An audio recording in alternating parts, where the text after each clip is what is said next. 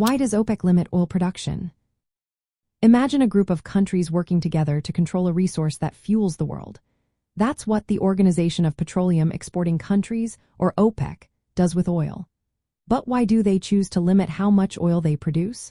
It all comes down to keeping prices stable and protecting their economies. When too much oil floods the market, prices drop. That means less money for countries that relying heavily on oil exports, especially in the Middle East. By cutting back on production, OPEC can make sure oil prices stay high enough to support their budgets and development plans. OPEC acts like a big team, setting quotas for each member country. These quotas are like a shared agreement to produce a certain amount of oil. The goal is to match global demand so prices don't fall too low or spike too high. If demand drops or there's a risk of oversupply, OPEC agrees to cut production. When demand rises, they increase output to meet the need.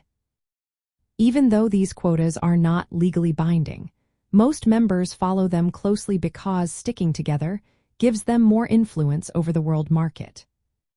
Many Middle Eastern countries depend on oil money to run their governments and fund projects. For them, limiting production is a way to keep their economies stable. Countries like Saudi Arabia and the United Arab Emirates often keep their actual output below their maximum capacity.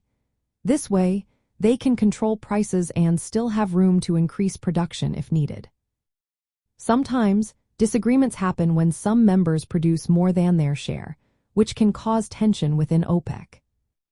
In recent years, OPEC has teamed up with other big producers like Russia, creating what is called OPEC+. This larger group adjusts production policies based on global economic conditions and political factors. For example, during times of economic slowdown or global crises, they might cut back even more to support prices.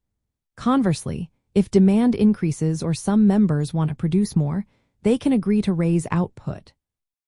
So, the main reason OPEC limits oil production is to keep prices steady and protect the economic interests of its member countries. This control helps them stay influential in global markets and ensures their nations continue to benefit from oil revenues.